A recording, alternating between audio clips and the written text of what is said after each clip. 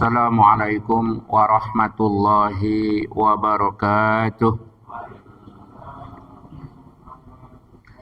Bismillahirrahmanirrahim. Alhamdulillahi rabbil alamin. Alhamdulillahilladzi hadana lihadza wa ma kunna linahtadiya laula an hadanallah. Asyhadu an la ilaha illallah wahdahu la syarikalah. Wa ashhadu anna Muhammadan abduhu wa rasuluh la nabiyya ba'dah. Allahumma salli wa sallim ala sayyidina Muhammad wa ala alihi wa sahbihi wa man tabi'ahu wa nasarahu wa wala. Qalu subhanaka la ilma lana illa ma 'allamtana innaka antal alimul hakim. Rabbi shrah li sadri wa yassir li amri wahlul 'uqdatam min lisani yafqahu qawli, amma ba'd. Yang saya hormati, saya muliakan segenap pengurus DKM Musholla Tanzilul Huda, para asatidz, para hujaj, para sesepuh dan tokoh masyarakat yang juga saya hormati, saya muliakan. Mohon maaf tidak saya sebutkan satu persatu namanya, namun tidak mengurangi rasa hormat dan ta'zim saya kepada para beliau serta seluruh jamaah rahimakumullah yang saya hormati, saya muliakan. Setelah bersama kita membaca salawat tadi, mari sama kita awali kajian kita dengan baca Ummul Quran surah Al-Fatihah. Kita mohon pada Allah Subhanahu wa taala semoga kajian kita pada pagi ini besar manfaatnya untuk bekal kehidupan kita, bermanfaat bagi peningkatan kualitas iman dan amal kita, bermanfaat pula bagi keluarga kita, turunan kita, dan masyarakat kita. Kita doakan mereka yang telah banyak dan besar jasanya terhadap musholla ini, baik mereka yang telah berwakaf, beramal jariah maupun memakmurkannya. Begitu juga orang-orang yang telah banyak dan besar jasanya di dalam kehidupan kita, kedua orang tua kita, anggota keluarga dan keturunan-keturunan kita, serta kerabat kita. Mereka yang telah meninggal dunia senantiasa mendapat limpahan rahmat, maghfirah, ampunan dari Allah Subhanahu wa taala. Alam barzah mereka dijadikan raudhah min riyadil jannah. Yang lainnya yang masih hidup bersama kita yang turut mendoakannya, Allah senantiasa membimbing kita dengan hidayah dan taufiknya, sehingga perjalanan kehidupan kita senantiasa berada di dalam jalan yang diridhai Allah Subhanahu wa taala. Ala hadhihi niyyah wa ala kulli niyatin salihah bijahi Rasulillah Sayyidina Muhammadin sallallahu alaihi wasallam. Al-Fatihah. A'udzu billahi minasy syaithanir rajim. Bismillahirrahmanirrahim. Alhamdulillahi rabbil alamin. Arrahmanir rahim. Maliki yaumiddin. Iyyaka na'budu wa iyyaka nasta'in. Ihdinas siratal mustaqim. Siratal ladzina an'amta 'alaihim ghairil maghdubi 'alaihim waladdallin. Amin. Kita baca Sayyidul Istighfar dan lainnya. Bismillahirrahmanirrahim. Allahumma anta rabbi la ilaha illa anta khalaqtani wa ana 'abduka wa ana 'ala ahdika wa wa'dika mastata'tu. A'udzu bika min syarri ma sana'tu. Abu'u laka bi ni'matika 'alayya wa abu'u bi dzambi faghfirli fa innahu la yaghfiru dzunuba illa anta. Radina billahi rabba wa bil islami dina wa bi Muhammadin nabiyya wa rasula. Radina billahi rabba wa bil islami dina wa bi Muhammadin nabiyya wa rasula. Radina billahi rabba wa bil islami dina wa bi Muhammadin nabiyya wa rasula. Jamaah rahimakumullah, kajian kita pada pagi ini melanjutkan surah Hud. Sekarang memasuki ayat ke-23. Surah Hud surat ke-11 ada di juz ke-12. Juz 12 surat ke-11 surah Hud ayat 23. Innal ladzina amanu, dari situ. Juznya 12. Surat ke-11. Ketemu dulu juznya, juz 12. Nah, kalau ketemu ya suratnya. Surat yang ke-11. Surat yang ke-11 surah Hud. Kalau sudah ketemu suratnya, maka ayatnya. Ayat ke-23. Ayat 23. Innalladzina amanu, dari situ.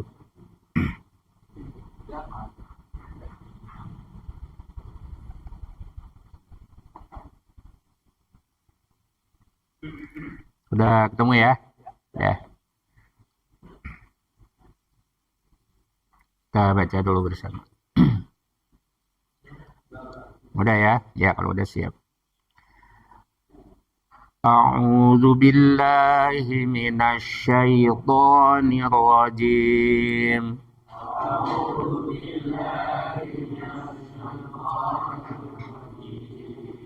Bismillahirrahmanirrahim.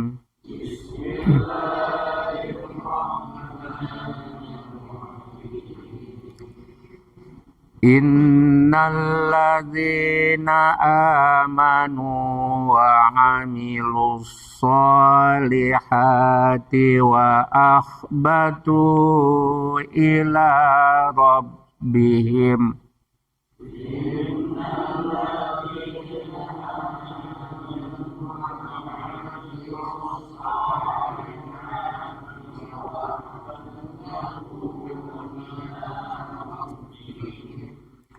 ulaika ashabul jannati hum fiha khalidun.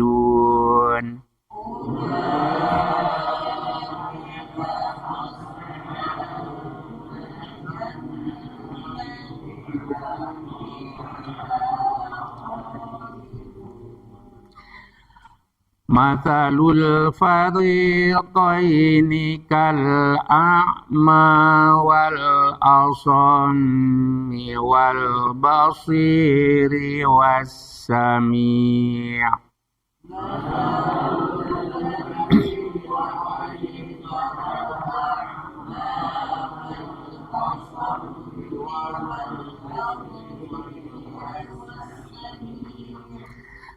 Hal yastawiyani masala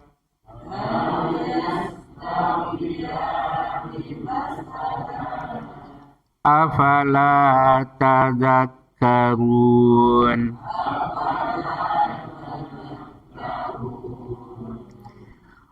Walaqad arsalna Nuhan ila qaumihi inni lakum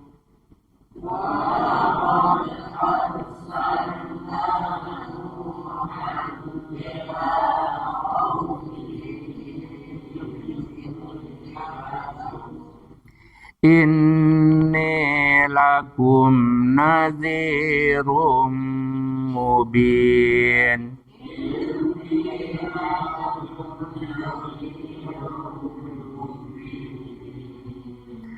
Alla ta'budu illallah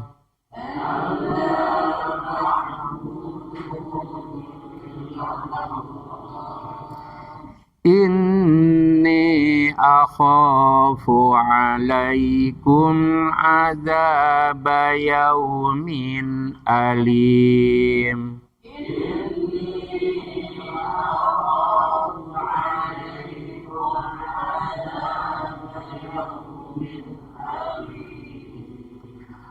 Sadaqallahul azim.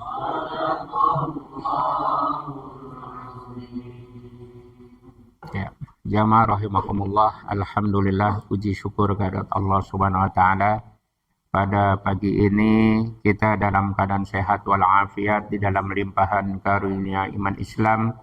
sehingga kembali bersama kita bisa bersilaturahim, bermuajahah, melaksanakan agenda rutin setiap hari Ahad ba'da sholat subuh, menghidupkan majelis zikir, majelis ilmu.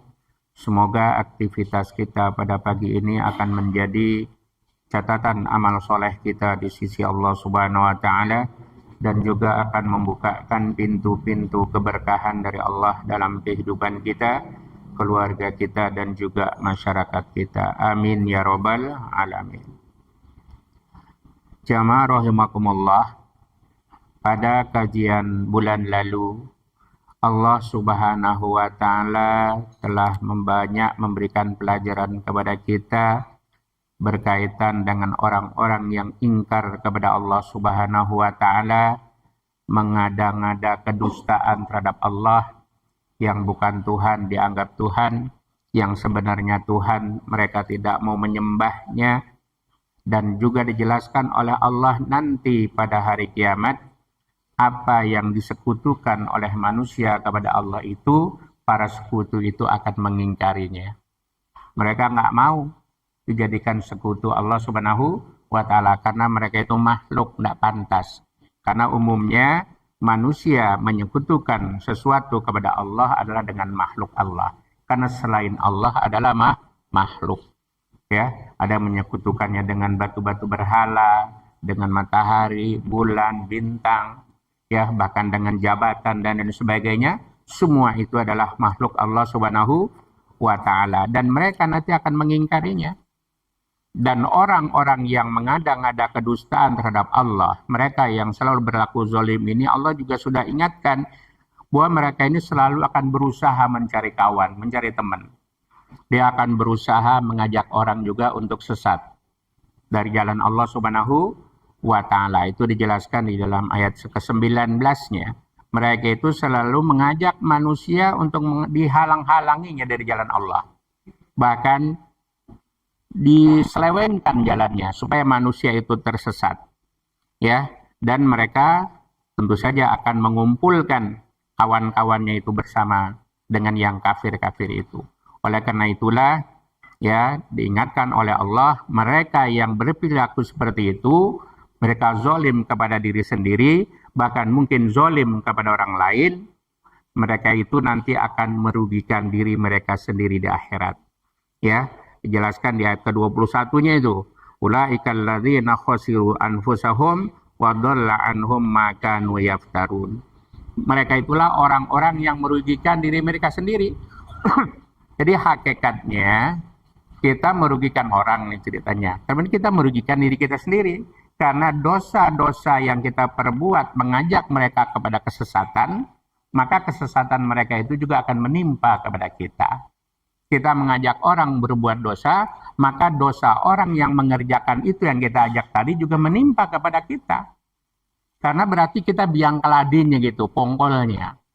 Ya, kalau kita menyesatkan orang lain, maka orang lain yang sesat itu, kesesatannya itu juga akan berimbas kepada kita. Jadi kita hakikatnya merugikan diri kita sendiri. Sebaliknya kalau kita mengajak orang kepada kebaikan, maka setiap kebaikan yang dikerjakan karena ajakan kita, maka kita akan bertambah-tambah kebaikan itu. Karena barang siapa yang mengajak orang kepada kebaikan, maka orang itu akan mendapat kebaikan sebanyak yang ikut. Jadi kita ngajak orang pada kebaikan, banyak yang ikut. Maka kita mendapat kebaikan sebanyak yang ngikutin.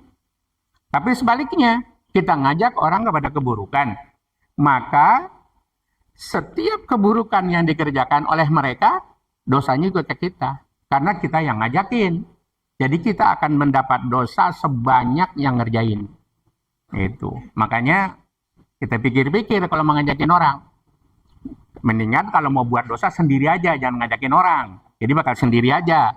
Giliran ngajakin orang yang baik-baik gitu. Benar nggak? Sehingga jadi sendiri. Tapi kalau dia ngajakin orang kepada keburukan, maka keburukan yang dikerjakan orang lain berimbas ke kita juga. Jadi kita bahkan mendapat berlipat-lipat. Ya, kita nunjukin jalan kebaikan, keburukan. Maka setiap dia melakukan keburukan, dosanya kita kena. Kenapa? Karena kita biang keladinya. Gitu. Ya, begitu jelasan oleh Allah. Maka itulah dijelaskan lagi oleh Allah di ayat yang ke-22-nya, la jarama annahum fil akhirati humul ahsarun. Maka nggak bisa disangkal lagi, kan? Ya. Maka nggak bisa disangkal lagi, sudah pasti mereka termasuk orang-orang yang merugi nanti di akhirat. Ya, merugi di akhirat. Ya, itulah buah dari kezoliman. Zolim kepada diri sendiri saja itu merugikan kita, apalagi kita tambah dengan menzolimi orang lain. Ya, begitu. Ya, zolim pada diri sendiri artinya gini, perintah kita nggak kerjain, larangan kita kerjain, tapi untuk diri kita sendiri itu zolim namanya. Pada diri kita sendiri, disuruh sholat kita nggak sholat, suruh puasa kita nggak puasa, berarti kita zolim pada diri sendiri. Udah gitu kita nggak sholat, ngajakin orang nggak sholat lagi, udah berlipat-lipat kita, ya gitu. Maka itu lain halnya dengan orang-orang yang beriman yang selalu berusaha mengabdi kepada Allah Subhanahu wa taala dan memperkuat pengabdiannya. Di ayat yang kita baca tadi, a'udzubillahi minasyaitonirrajim, innalladzina amanu wa amilus sholihat. Sungguhnya orang-orang yang beriman kepada Allah. Iman itu kemudian dibuktikan dengan amal-amal kebaikan. Jadi iman dan amal soleh itu satu paket. Jadi seandainya ngaku beriman nggak melakukan amal soleh, berarti paketnya kurang. Ya, dan itu nanti dikhawatirkan, termasuklah yang Allah ingatkan ada di dalam surah Al-Baqarah itu, ya, di ayat yang ke-8, ya, wa minan nasi may yaqulu amanna billahi wa bil yaumil akhir wa ma hum bimu'minin. Dan ada sebagian manusia, sebagian, enggak semua, mereka mengatakan kami beriman kepada Allah dan kami juga beriman kepada hari akhirat. Tapi kata Allah, wa ma hum bimu'minin, mereka sama sekali tidak termasuk golongan orang beriman. Kenapa? Ya itu tadi, imannya tidak diiringi dengan amal soleh, atau amal solehnya tidak didasari iman. Dia baik, dia melakukan kebaikan, banyak kebaikan yang dikerjakannya, tapi tidak didasari iman kepada Allah. Maka kebaikannya itu hanya sebatas di dunia ini saja, sedangkan di akhirat tidak mendapat apa-apa. Dia mendapat pahala hanya di dunia saja, karena dia baik, banyak dermanya, banyak bantuannya, dia dipuji oleh orang di dunia ini sebagai orang baik, orang dermawan, iya. Tetapi di akhirat tidak akan mendapat apa-apa. Kenapa? Karena justru dia ingkar kepada Allah Subhanahu wa ta'ala. Tapi sebaliknya juga sama. Dia melakukan kebaikan, rajin sholatnya, rajin puasanya, rajin tahajudnya, rajin sholat. Tapi zolim kepada orang lain. Sama orang ketus, lidahnya tajam, selalu nyakitin hati. Maka otomatis nanti pahala kebaikan yang didapat banyak itu di dunia ini dikumpulin dari ibadah-ibadahnya, nanti akan distorin sama orang yang dizolimin. Karena nanti orang-orang yang dizolimi oleh manusia, dizolimi itu nanti akan nuntut balik di akhirat. Yang disakiti, yang dirampas hartanya, yang dihina, yang dibunuh karakternya. Ya, nanti mereka akan datang berbondong-bondong di hadapan Allah menuntut keadilan. Maka ketika orang ini bangkit bawa pahala amal yang begitu banyak, datang orang-orang yang dulu dizolimi, yang duitnya dicolong, yang dibohongin, yang ditipu, yang ngontrak kagak bayar kabur. Kan bisa begitu? Bisa nggak? Bisa, berarti kan makan harta orang lain. Nanti yang kemudian disakiti, dipukul segala macam, dibunuh apalagi. Maka mereka semua nuntut kepada Allah keadilan itu. Maka pada akhirnya orang yang zalim tadi, ya, kepada orang lain, itu pahalanya bakal bayar. Jadi ini pahalanya habis. Nah, ketika pahalanya udah habis, ternyata yang nuntut masih banyak.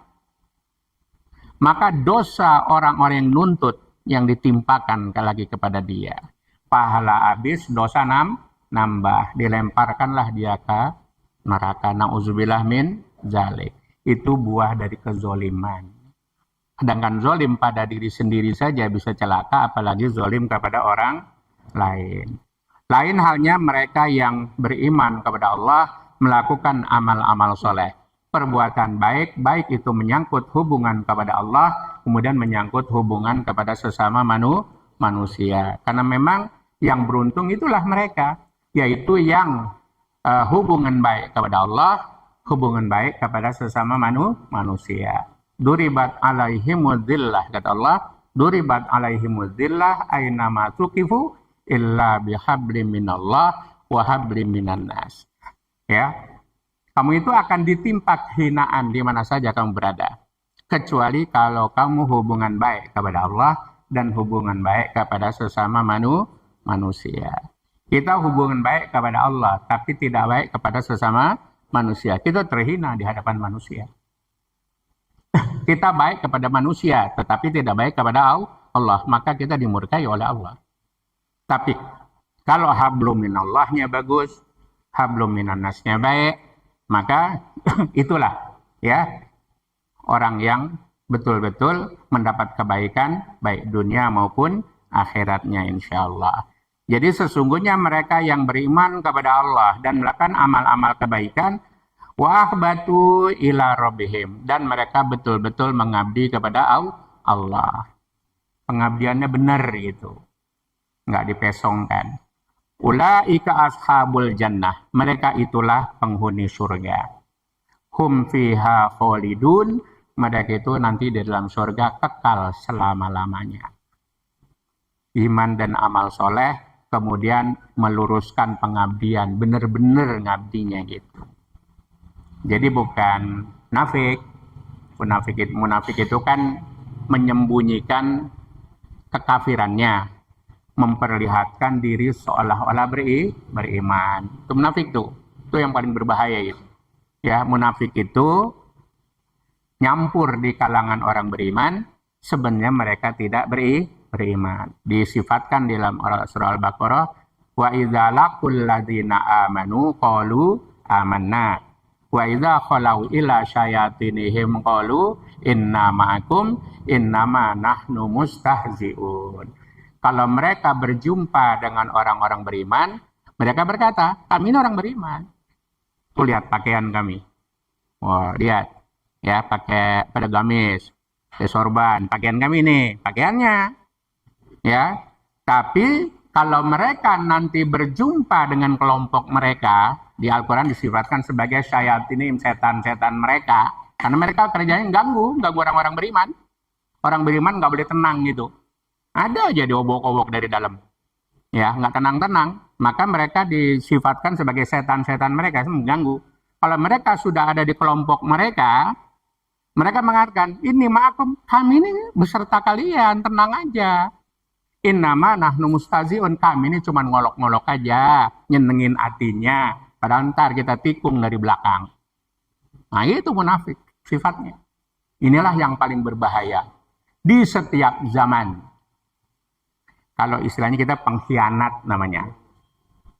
Ya, pengkhianat. Ya, kalau kaum muslimin lagi lemah, wah, diobok-obok dong. Kalau lagi kuat, ngikut. Bu saya ini ikut dong situ bela gitu. Nah, begitulah. Kebenciannya nggak akan pernah berhenti. Ya, sebelum agama Allah itu hancur. Itu munafik kerjanya.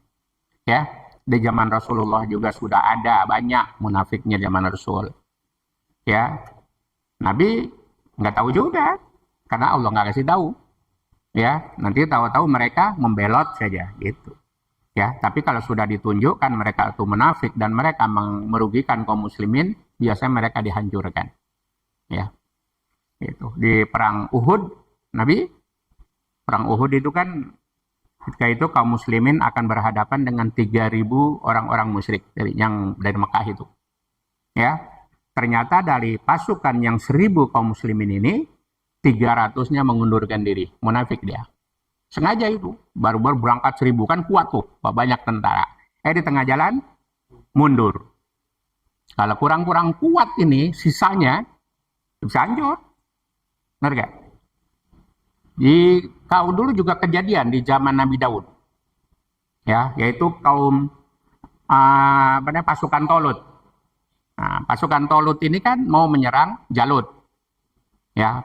Pasukan Tolut ini, ya udah diingatkan oleh Tolut nih pimpinannya, rajanya, bahwa nanti kalian waktu mau berangkat menyerang Jalut ini, ya Jalut ini penguasa kafir, ya. Kemudian nanti kalian akan diuji dengan sungai. Perang zaman dulu kan kalau nggak jalan kaki nih kuda, ya belum ada mobil tank pesawat, ya di zaman Nabi Daud itu, ya. Jadi nanti kamu akan diuji dengan sungai. Tapi ingat, barang siapa yang minum air sungai itu, kata Tolut nih, bukan golongan saya, nggak masuk.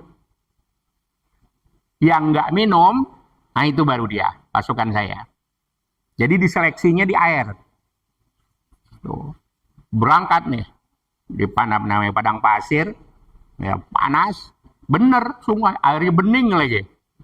Nah, begitu sampai ke sungai, sebagian besar pasukan, waduh, minum dia dengan enak sekali. Habis kita aus, kalau nggak minum nggak bisa jalan. Wah. Sedangkan yang ingat peringatan Tolut tadi, cukup hanya ngusap tangannya, membasahin, sekedar membasahin. Tenggorokan juga di sininya, di lehernya diusap-usap. Ya, air nggak masuk. Tuh, iya ngusap leher, ngademin doang. Kayak kita kalau lagi puasa siang panas terik, nggak minum sih, wah lehernya aja diusap-usap, diademin. Atau kalau mandi guyurannya lamaan dikit. Tujuannya ngademin doang kan? Kalau dia minum kan batal. Nah ini sama, udah. Nah begitu selesai, ya seberang nih, yang minum tadi tenaganya hilang. Begitu lihat pasukan banyak, wah nyerah, kami nggak kuat. Nggak kuat. Gitu. Kami nggak kuat lagi ngelawan Tolut. Ngelawan Jalut. Tapi yang sedikit ini, karena emang mantap dia, keimanannya kuat, ya, dia mengatakan begini, kam min fi'atin qalilatin ghalabat fi'atan katsiratan biidznillah. Berapa banyak pasukan yang sedikit bisa mengalahkan pasukan besar dengan izin Allah Subhanahu wa ta'ala. Semut yang kecil lagi bisa ngalahin gajah. Ya, akhirnya mereka berdoa kepada Allah. Karena yang dilawannya pasukan hebat, ya. Kemudian dia berdoa kepada Allah, doanya sering kita baca, Rabbana afrigh alaina sabra wa tsabbit aqdamana wansurna 'alal qaumil kafirin. Ini doa pasukan Tolut. Ya Allah, berikan kami kesabaran menghadapi mereka. Mantapkan langkah kaki kami agar kami tidak surut mundur ke belakang. Ya, dan berilah pertolongan kepada kami dalam melawan orang-orang kafir itu. Itu. Doa serupa ada sama ini awalnya tapi ujungnya beda. Rabbana afrigh alaina sabra wa tawaffana muslimin. Kalau Rabbana afrigh alaina sabra wa tawaffana muslimin, ini doa tukang sihir Fir'aun yang tobat. Fir'aun tukang sihirnya kan tobat tuh, beriman kepada Allah, Nabi Musa. Ya, kemudian akhirnya dihukum mati. Nah, ketika dia sudah akan dihukum, ya sudah jelas mati dia, orang akan dipotong tangan dan kakinya, kemudian disalib, maka mereka minta kepada Allah, Rabbana afrigh alaina sabra, ya Allah, berikan kami kesabaran, perkuat kesabaran kami, wa tawaffana muslimin, wafatkan kami sebagai golongan orang-orang yang berserah diri kepada Engkau, Muslim. Tuh. Ada dua tuh doanya itu ya. Tapi bedanya tuh.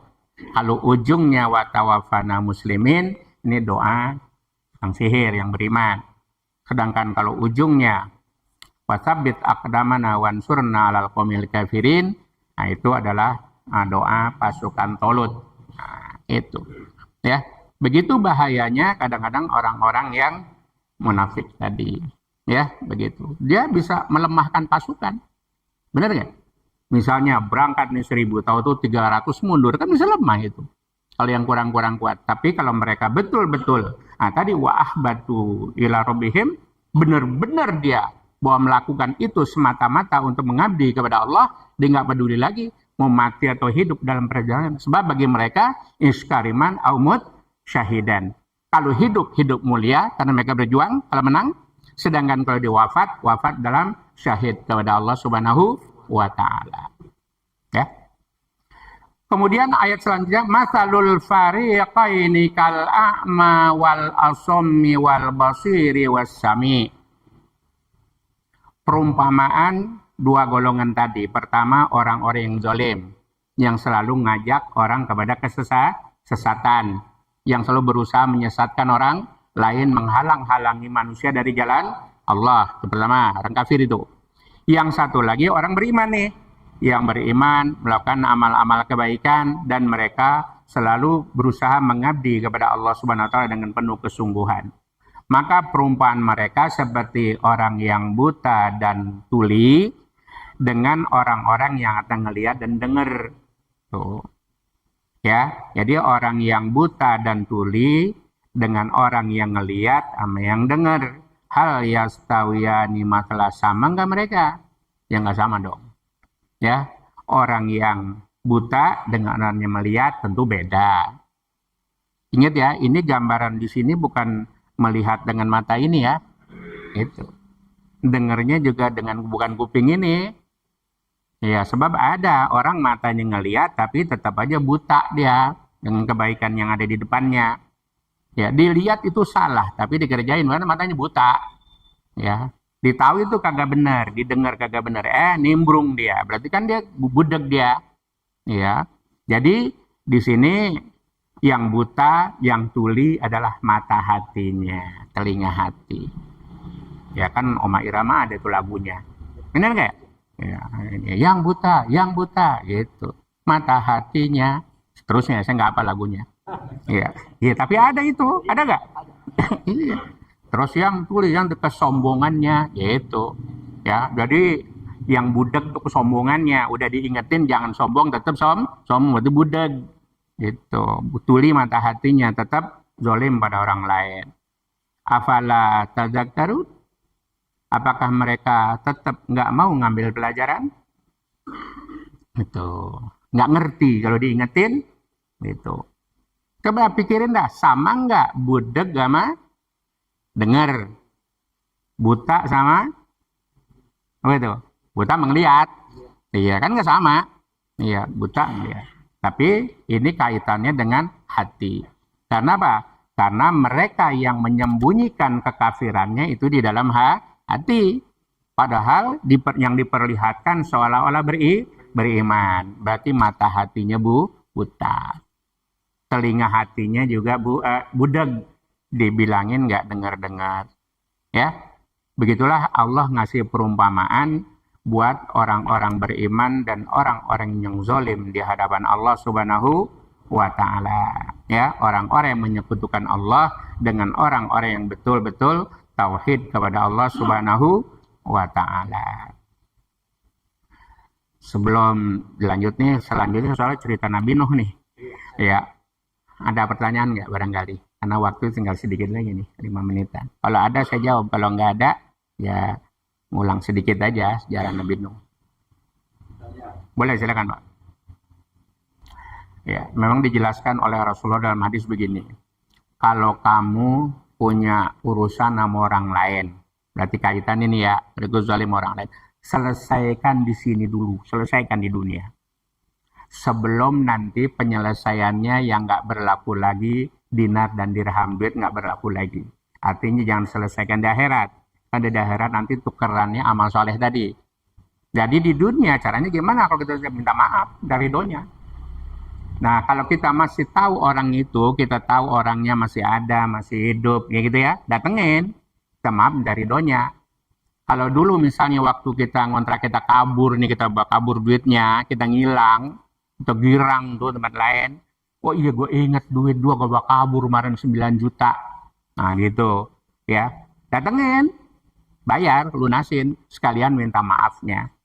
Kalau kita pernah mencuri misalnya motornya, nah pulangin motornya. Kalau udah dijual ganti. Itu ya dia zolim pada diri sendiri. Kenapa? Allah jangan kasih makan, dimakan itu. Merasa salah, doa saja selesai. Tapi kalau zolim pada orang lain, maka semua hak-hak dia harus dikembalikan. Syaratnya kembalikan hak-hak dia. Kalau kita sakiti dia, minta maafnya. Kalau kita sakiti, kita pukul dia, minta ridhonya. Orang udah keburu meninggal, ngomong sama keluarganya, ahli warisnya. Gitu. Kita rampas duitnya, kita ini, ya Allah gimana meninggal? Kita tahu ini ada di keluarganya, datengin keluarganya, minta ridhonya, ahli warisnya. Gitu. Ya nak, mohon maaf ya, dulu di bapak lu yang ngambil tuh 50 juta. Nah itu ngomong terang-terangan, berani nggak? Lebih berat loh resikonya, karena kita jujur dari mereka. Nah kalau kita nggak begitu ya cari cara yang bagaimana nenangin enaknya biar yang punya kagak marah. Oh dia lu yang ngambil semua kan bisa marah dia, bisa digaplokin dulu baru dimaafin. Nah caranya ajak pendamping gitu, yang ngomongin angin gitu. Nyolong motor misalnya mau minta maaf, bilang ya kemarin nanti mau dibayar nih motornya, yang diganti bagi duit, datengin. Oh jadi lu yang nolong motor gua kan digebukin orangnya ya, datengin baik-baik. Ya adalah putus orang nanya, ngomong motor lu hilang dulu, iya berapa tuh? Ya gua kalau diganti mah yang penting pulang dah, harganya itu 8 juta. Nah gitu. Nah ngomong datengin nyolong, yang putusannya. Nih ganti 8 juta, lu takut ntar gua yang ngomongin. Gitu. Yang ngomong yang nolong minta ridho lo, ridho nggak? Nih diganti 8 nyolong sih. Udah nggak usah cari lagi yang nolong siapa, yang penting dia udah minta maaf sama lo, udah redo ini dipulangin duitnya. Masalahnya dia takut ketemu lo, gitu. Lo redo kan, hidup redo dah kalau diganti, nah selesai. Cuman kira-kira ada ngamalin yang model gitu. Jadi makanya kalau zalim orang kayak, jadi solusinya begini sekali lagi, kesimpulannya. Kalau orangnya masih ada, kita temui, minta maaf dari lo secara langsung. Kalau orangnya masih ada tapi kita nggak tahu di mana tempat tinggalnya, kita mohon kepada Allah agar Allah mengampuni kita dan dia. Kalau ada hak-haknya yang masih kita pegang, ya kita misalnya kita sedekahkan saja, infakkan atas nama dia, atas nama dia.